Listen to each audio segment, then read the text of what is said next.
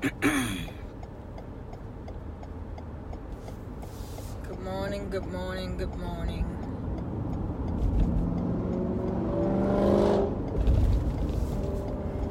Try to give people a moment to sign on.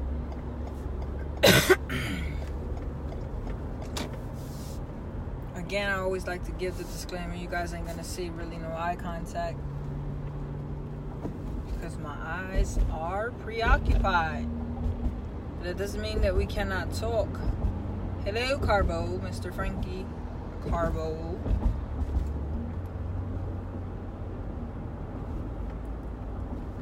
What up, sis? So I put in the caption discussing black-owned business, supporting black-owned businesses. I put a post up yesterday. My wife actually also put a post up yesterday that was on my page too. What's up, Tony? I think that's my god brother. We put a post up in reference to supporting black-owned businesses and the stresses that come with it. I definitely don't want it to be, hey, Miss Hudson, I don't want it to be misled that I'm totally against black-owned businesses, because that is definitely not the case. I myself own my own, and I'm black, so I can't be against black-owned businesses if I'm a black person with a business. So I'm not saying that I'm against it, but I stand behind my statement of saying the stresses that come with it is completely aggravating. Now, I saw in one of the comments, somebody made mention that in Philly, that is far from what they experience out there. Plenty black-owned businesses. The front line is great. Cool. That's great. I hope to experience that at some point everywhere. I can't say in Philly, what I haven't, because I'm not from Philly. I don't live in Philly, and it's not even a place that I frequently visit. But in reference to black-owned businesses, my whole thing really is to encourage and, inform or educate more so. I'm not looking to bash black-owned businesses. That's not the case at all. But if you're a person who's not a people person, then don't jump out the window to be an entrepreneur. Because it's the people that make your money. It's the people that support your business. So you got these people, hey Benny, you got these people with these nasty attitudes. That's number one for me. If you got a nasty attitude, I am not supporting your business. I hate when I walk. Commonly, anyone who knows me, I come from customer service. I did waitressing in different restaurants. I did photography in studios prior to being my own photographer. My thing is, if a person is spending money with you, good morning. If a person is spending money with you, my motto, I always say, if I work for my money, you work for my money. So if your business is to offer some form of service, then you're supposed to give the best, because at the end of the day, there's not one service out here that only one person offers. Meaning, whatever business you own, you're not the only person that owns one. So I'm pretty sure I can get that business elsewhere. Sometimes you might have to go a little further to get it. Sometimes you may have to pay a little more money to get it. If I'm going to get better service, best believe I'm doing all of that. I go all the way to Harlem, and I live in West Babylon. I go all the way to Harlem to get my nails done. I go all the way to Harlem to get my hair cut. Now, don't get me wrong. There is one young lady in particular in Queens that I could rock with that cuts hair. She's just not there with designs the way I like it yet. So I still have my grade A #1 barber out in Harlem. I'll travel for good customer service. I'll travel for a great product with good customer service. There's a young lady who does cupcakes couture. Y'all can find her on the gram. This ain't no commercial. I don't make no money for this. I'm just saying, she's awesome. I've never had an issue with this young lady. Everything that we have, we order cupcakes through her. She's all the way in the Bronx. So it's not a problem with me supporting black-owned businesses. The person that does my nails is Hispanic. The person that does my hair is black. The person that I get my cupcakes from is black. And when I say does my hair, I'm talking about my barber. The person who styles my hair she's Hispanic. The person who I've been using to braid my hair, I want to say she's black. I believe she's black. She might be mixed, but she's black. Now, the issue that I have with this young lady who does my hair, this was actually one of the frustrations that brought on that message I put up yesterday. I text this young lady. I text her Saturday afternoon saying that I needed, that I would like to know her availability because I needed to get my hair done again.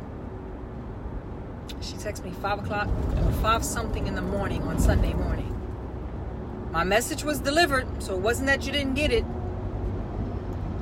But it took a very long time before I had a response.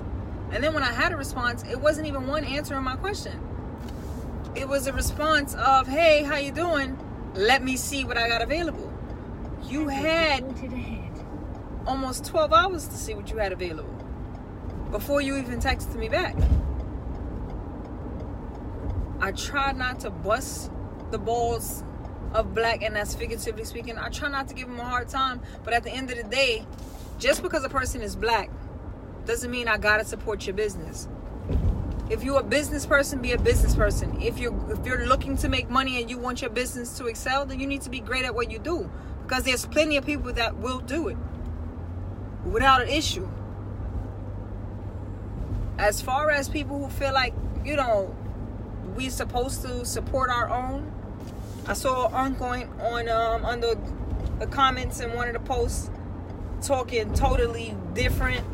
His experience has been positive. I even saw him put the word racist. I have no clue why you put the word racist. I don't know who that was for. I don't know if it was towards us for posting it, but you know good and well we ain't racist. So I know I can't believe that that's what that was for. But there has been way more experiences for the negative that I have had with, what's up, Clifton? With black-owned businesses. First of all, the attitudes I don't do. I can't do a nasty attitude. Again, I'm not saying this is for every black-owned business at all. I'm just saying that it's too common. It's too frequent. We want to run around with the fist in the air of support black businesses. What's up, Mason? Support black businesses, and I'm for it 110%. Because if we can be as united as some of these other nationalities and these other cultures that keep their money within their community, we'd be such a greater and stronger race. We really would, if we were able to come together as such. But unfortunately, that's not our truths. So if y'all see somebody out there with a black business, this is what I'm gonna say, because this ain't finna be no long drawn out video.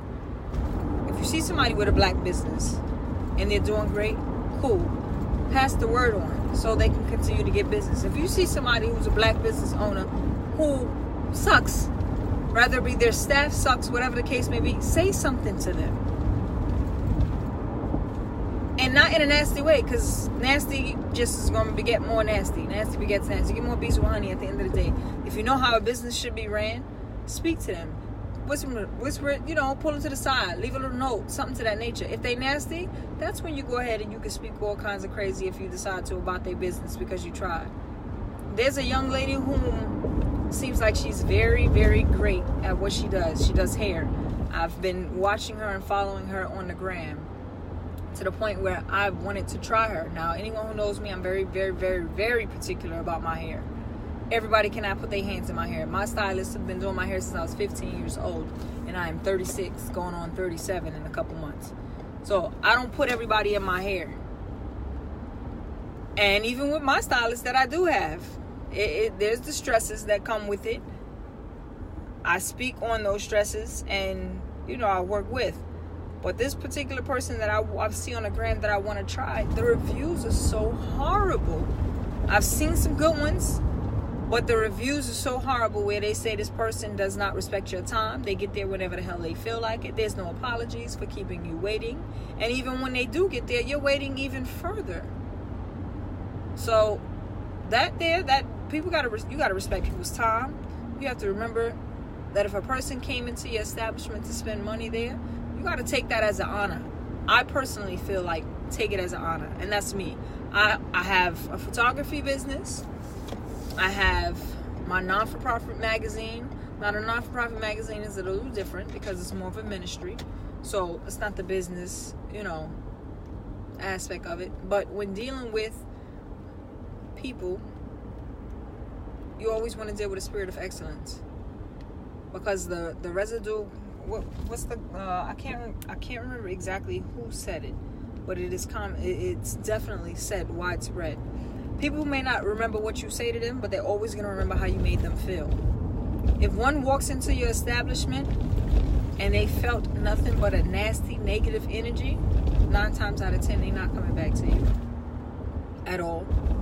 And word of mouth will ruin your business quicker than anything else. If they go ahead and give a negative review, best believe it's going to spread. It's definitely going to spread like wildfire. So again, I'm not saying do not support black businesses. That is not what I am saying. That is not why I came on here. And I came on here because there were such a great deal of comments underneath the post that we posted yesterday in reference to trying to support black businesses and being stressed by it. If you have a business and someone's reaching out to you to do business with you, common courtesy, reach back out. I'm gonna tell you like I tell my peoples, period. Not even just a business person. Even if you're busy, make it known. I'm busy right now. I'll hit you as soon as I can. In a more professional dialect, of course. But I'm just saying. All that not responding whatsoever, no answers mean that you're probably not going to get that person's business. It has been the experience of... I've had this migraine I've been dealing with for like 3 days. Sorry. It has been my missus' experience. She's been looking around for a makeup artist. Thank God she finally found her makeup artist. But she had to go through 9 trials because of people with lack of communication, because of people with poor communication and poor business skills. When I say poor business skills, I say things like she'll communicate everything up front because we understand not everybody is for the LGBT community. So not everybody wants to partake or offer their services to one who may be marrying the same sex. Fine. I always tell her, don't take it personal. Respect people's, that's your feelings, that's your views. Fine. No problem. No hard feelings. Not everybody feels the same thing about everything. But articulate that to somebody. After her first experience that she had, and that was with the person that was supposed to make her dress, who was nice, nasty. After that experience, she made it her business to begin to articulate that from the beginning so that she wouldn't run into any issues. And then you still got people who, on the day of our engagement pictures, this lady cancels her makeup job. The day of the appointment, she cancels it and gives a BS excuse as to why. And I say a BS excuse is because she said, oh, the distance that you want me to travel is too far. But all of that stuff was given to her from day one. And she agreed to it. And she took your deposit and decided the day of, hours before, she wasn't coming out to do it. She canceled. I'm sorry, my sisters, my brothers and sisters of our brown skin. That's foolery. Utter foolery. This whole, you got another makeup artist she's been reaching out to who came out. She claimed she didn't have no issues with nothing or what have you. Did the makeup. All went well. Respectable. Everyone was respectable. Everyone was great. Well taken care of financially. Can't reach the person now.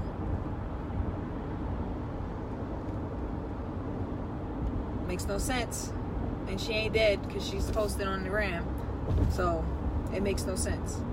Again, you texting people to get a hold of them for business. I gotta wait days to get back to get a response.